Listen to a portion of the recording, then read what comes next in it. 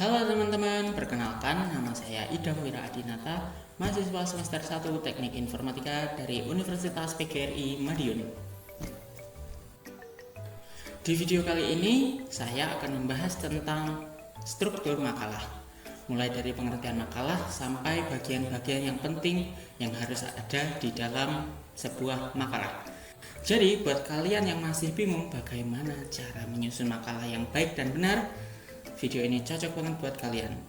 So, jangan lupa like, comment, dan share video ini ke teman-teman kalian biar teman-teman kalian juga dapat manfaat dari video ini. Kak, aku mau tanya dong, apa sih makalah itu? Oke, kita bahas apa itu makalah. Makalah itu sebuah karya tulis ilmiah yang dibuat untuk membahas suatu topik atau permasalahan tertentu. Biasanya makalah dibuat oleh pelajar atau mahasiswa sebagai tugas sekolah atau kuliah. Isi makalah didasarkan pada data, teori, atau referensi yang bisa dipertanggungjawabkan, bukan sekedar opini pribadi. Tujuan makalah sendiri adalah untuk melatih kemampuan berpikir kritis, menulis secara sistematis, dan menyampaikan gagasan secara ilmiah. Terus, apa aja sih struktur yang membentuk makalah itu?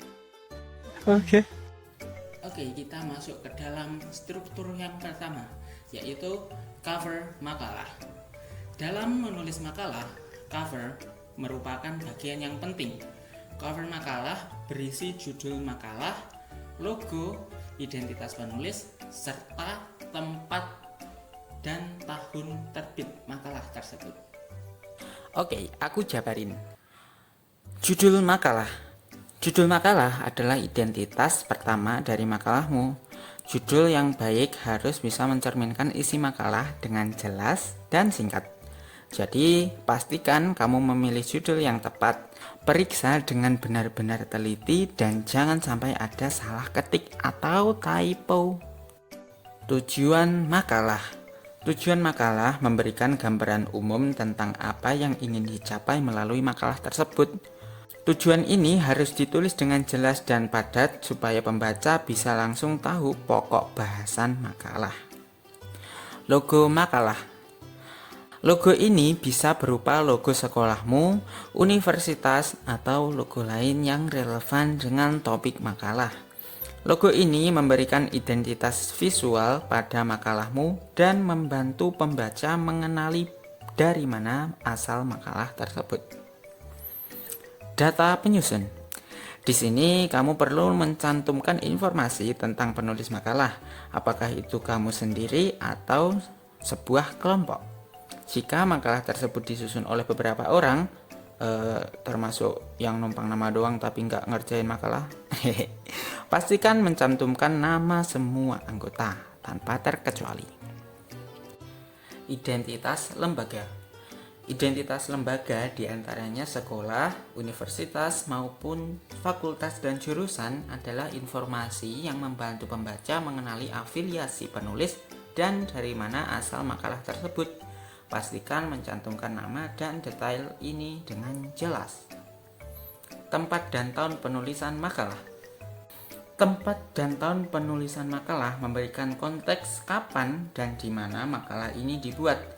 Ini membantu pembaca memahami latar belakang pembuatan makalah dan kapan makalah tersebut diterbitkan.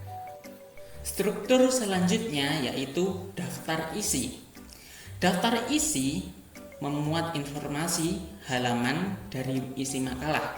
Setiap bab dan subbab makalah diberikan keterangan halaman agar memudahkan pembaca menemukan halaman yang akan dibaca.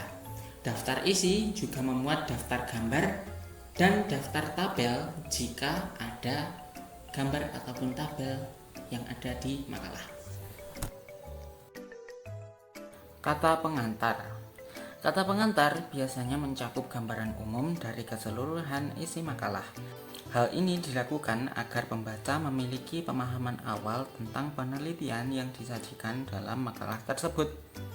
Di bagian kata pengantar, penulis biasanya menyampaikan rasa syukur serta mengucapkan terima kasih kepada pihak-pihak yang membantu. Walaupun biasanya tidak terlalu panjang, kata pengantar tetap harus ditulis dengan bahasa yang sopan dan formal. Oke, struktur selanjutnya setelah dari dia, ini ada pendahuluan. Pendahuluan makalah berisi beberapa bagian, yaitu latar belakang, rumusan masalah, tujuan penulisan, dan manfaat penulisan. Oke, sekarang kamu yang jabarin ya. Oke, sini aku jabarin satu persatu. Latar belakang menjelaskan alasan mengapa topik ini diangkat dan pentingnya penelitian atau penulisan tersebut. Rumusan masalah berisi pernyataan spesifik yang akan dijawab dalam makalah. Tujuan penulisan menjelaskan hasil apa yang ingin dicapai dari penelitian atau penulisan makalah itu. Tujuan ini biasanya berhubungan langsung dengan rumusan masalah. Manfaat penulisan menjelaskan keuntungan atau kontribusi yang diharapkan dari hasil penelitian atau penulisan makalah ini. Oke, pintar kamu. Terus sekarang struktur selanjutnya yaitu tinjauan pustaka.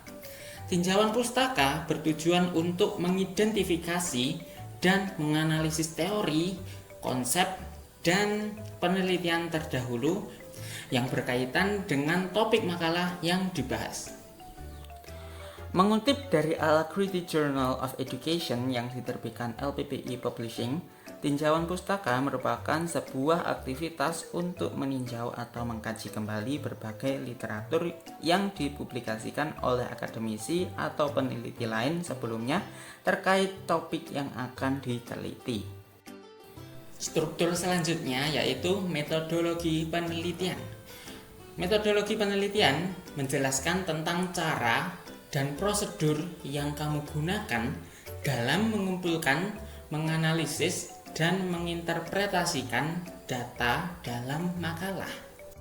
Metodologi penelitian adalah kerangka kerja sistematis yang memandu proses penelitian dari awal hingga akhir, memastikan bahwa penelitian dilakukan secara logis, terstruktur, dan dapat dipertanggungjawabkan. Pemahaman mendalam tentang metodologi penelitian memungkinkan peneliti untuk merancang studi yang valid, reliable, dan relevan dengan tujuan penelitian yang ingin dicapai. Dengan kata lain, metodologi penelitian adalah kompas yang mengarahkan peneliti dalam menjelajahi lautan informasi dan menghasilkan pengetahuan baru yang bermanfaat. Struktur selanjutnya yaitu pembahasan. Pembahasan bertujuan untuk menganalisis hasil penelitian yang diperoleh. Dalam bagian ini, kamu dapat menjelaskan lebih dalam tentang temuan penelitian, kemudian menghubungkan dengan teori yang relevan, serta membandingkan dengan penelitian sebelumnya. Struktur selanjutnya yaitu kesimpulan dan saran. Kesimpulan merupakan penjabaran dari hasil penelitian yang diperoleh. Kesimpulan juga menjabarkan apakah penelitian yang dilakukan telah menjawab rumusan masalah atau masih diperlukan penelitian lanjutan. Sedangkan saran lebih ditujukan penulis kepada pembaca. Saran diperoleh dari kesimpulan penelitian untuk lebih dikembangkan kembali, ditindaklanjuti maupun diterapkan. Oke, selanjutnya struktur yang terakhir yaitu daftar pustaka. Daftar pustaka berisi daftar referensi yang dicantumkan atau dipergunakan dalam penyusunan makalah.